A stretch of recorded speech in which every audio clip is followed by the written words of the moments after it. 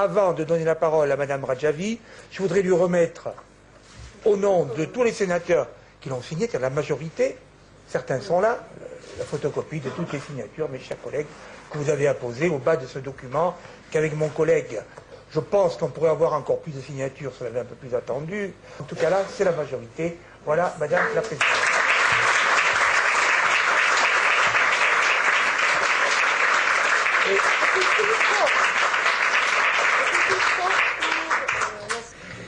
Monsieur le Président, Mesdames et Messieurs les sénateurs, Mesdames et Messieurs, chers amis, je suis très heureuse de me trouver parmi vous.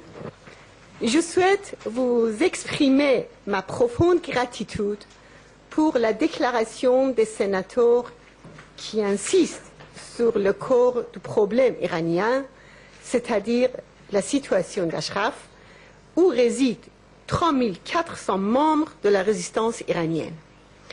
Ashraf est le symbole de la persévérance et de la ténacité pour la liberté, une source d'inspiration pour le peuple iranien. Le rôle des résistants d'Ashraf est le même que celui des résistants français sous l'occupation. Le régime des Mollahs connaît parfaitement ce rôle déterminant.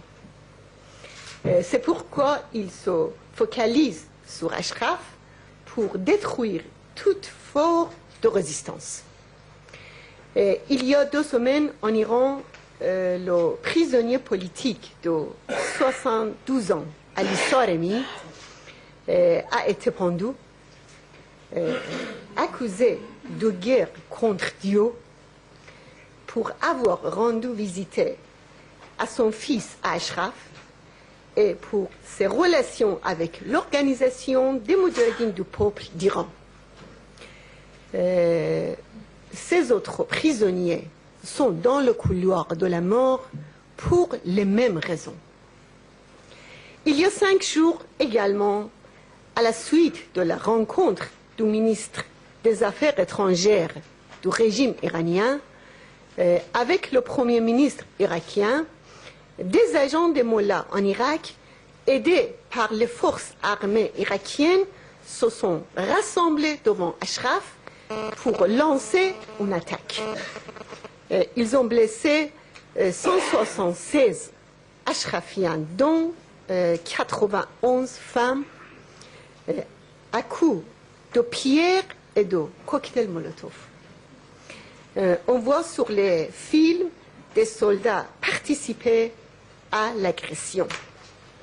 Le mois dernier, un Ashrafien malade du cancer est décédé parce qu'au sein du bureau du Premier ministre irakien a empêché les médecins d'agir à temps. Actuellement, de nombreux malades se trouvent dans un état grave à Ashraf. Pour augmenter la pression sur ces résistants, le régime des Mollahs a envoyé depuis un an plusieurs agents qui les menacent de massacres et de destruction 24 heures sur 24 avec 180 haut-parleurs puissants. Il s'agit d'une torture psychologique permanente sur laquelle la communauté internationale ne doit pas garder le silence. La semaine dernière, la justice espagnole a déclaré que les crimes commis contre Ashraf sont des violations des conventions de Genève. Elle a ouvert une enquête pour crimes contre la communauté internationale. Dans un premier temps, le tribunal a convoqué le commandant de l'offensive contre Ashraf, qui avait fait 11 morts et des centaines de blessés en juillet 2009. Maître Garcet, qui défend la cause des Ashrafiens et qui a rendu de grands services au peuple iranien, vous a donné des explications plus détaillées. Mais je pense que cette mesure n'est pas simplement le devoir de la justice espagnole. mais aussi le devoir de tous les États démocratiques, comme la France, qui ont signé les conventions de Genève. La France, berceau des droits de l'homme, ne peut fermer les yeux sur ces crimes.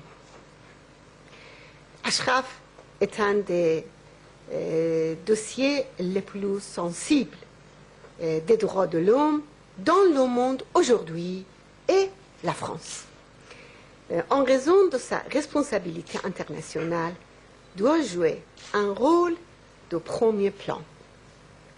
Une majorité de députés, une majorité de sénateurs et plus de 5000 maires de France ont souligné la nécessité de faire protéger Ashraf par la communauté internationale et en particulier à l'ONU.